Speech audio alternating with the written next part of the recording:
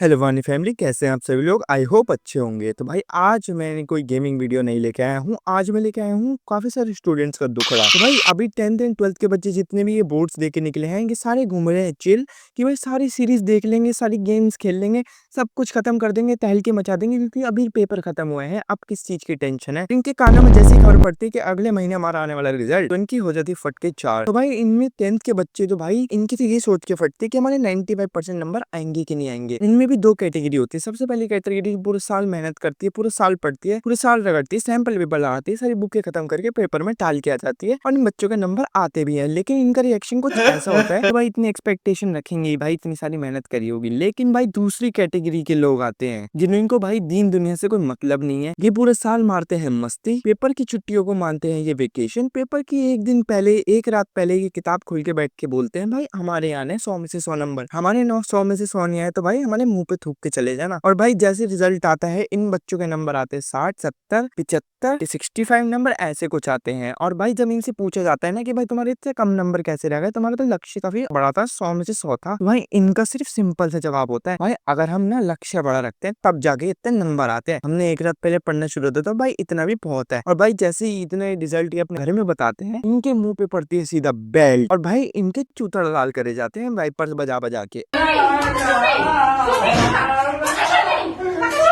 And भाई इनको मिर्ची खिलाई जाती है, और इतना मार पीटने के बाद इनको दिलाई जाती है 11th में सबसे जानलेवा, सबसे जहरीली स्ट्रीम साइंस। और भाई जैसी इनको साइंस दी जाती है, इनकी करम फूट जाते हैं, क्योंकि भाई इनसे पहली पढ़ाई नहीं होती। अब भाई देखो, इनमें से भी कुछ खुश नसीब लोग होते हैं जिनके घर वाले उनको कॉमर्स और आर्ट्स लेने देते हैं, तो भाई उनके तो भाई बल्ले बल्ले हो जाते हैं। लेकिन भाई ऐसे कुछ बेचारे फंस जाते हैं। लेकिन भाई चलो 10th वालों का तो इतना दुखड़ा था, लेकिन भाई असली दुखड़ा तो भाई 12th वालों का शुरू होता है। भाई इन्होंने अभी अभी बोर्ड के पेपर दिए हैं, इनको इतना भी पता है कि इनका अगले महीने रिजल्ट आना है, इनको उसका कुछ डर नहीं है। लेकिन इनको भाई नया बोझ डाला गया है इनको भाई अब कॉलेज में घुसने के लिए देना है एग्जाम। और भाई उन 12th के बच्चों में से मैं भी एक हूँ, मैंने भी अभी 12th के एग्जाम दिया, और भाई मेरी भी यही सोच के फटती है कि भाई मेरा सीयूईटी का पेपर निकलेगा कि नहीं निकलेगा। और भाई तुम्हें तो पता ही है हमारी सीयूईटी का पेपर कौन सी बॉडी कंडक्ट करवा रही है, एनटीए। भाई एनटीए का नाम ऑलरेडी इतना रोशन हो रखा है, हर जगह नीट से लेके सीयूईटी तक हर जगह ये नाम छाया हुआ है, और बच्चों के दिलों में ये दहशत फैल रखी है। भाई पहले इन्होंने इतने घपले कर रखे हैं, भाई हमारे वाली में भी घपले हो जाएंगे, और भाई इनकी फटके चारों रखे। देखो भाई कुछ बच्चे होंगे जो पूरे साल मेहनत करी होगी सीयूईटी के एग्जाम के लिए, और भाई उनको तो इस चीज से बहुत डर लग रहा हो इनके साथ कोई घपलेबाजी ना हो जाए। लेकिन भाई अब हमारी वाली कैटेगरी आ जाती है फिर से। मैं अपनी कैटेगरी को लेजेंडरी नहीं बोलूंगा भाई। एंड भाई हम लोग सोचते हैं कि भाई चलो भाई सीयूईटी एग्जाम भी 12th के एग्जाम जैसा होता है, लेकिन हमको असली झटका तो भाई कुछ दिन पहले लगता है सीयूईटी एग्जाम से। जब हमें पता लगता है भाई इसमें लाखों बच्चे बैठते हैं पेपर देने के लिए, भले ही ये चीज भाई 3-4 साल पहले है, लेकिन आज भी हमें न्यू लगती है कि भाई हमारे जानबूझ के हमारा गला घोटने के लिए बनाई है ये चीज। चलो भाई अब हम इनको क्या ही दोष दें, अब तो है ही, तो है, तो हमें पेपर तो देना ही पड़ेगा। तो भाई अब देखो बचे हैं 20 दिन, हम पढ़ने बैठ रहे हैं। अब निकला तो निकला, नहीं निकला तो ठीक है। अब देखो निकलने और सीयूईटी के रिजल्ट आने के बाद भी दो कैटेगरी बनती है। देखो पहली कैटेगरी तो वो बनती है जिनका अच्छा नंबर आते हैं, अच्छी कॉलेज आते थे, और भाई ये तो भाई ये फुल हवाबाजी में आ जाते हैं, भाई वहां पे जाके फुल इनकी मस्ती शुरू हो जाती है। लेकिन भाई साहब असली दुखड़ा तो भाई सेकंड कैटेगरी का है। सेकंड कैटेगरी में भी कुछ सब कैटेगरी है। सबसे पहली सब कैटेगरी जिनके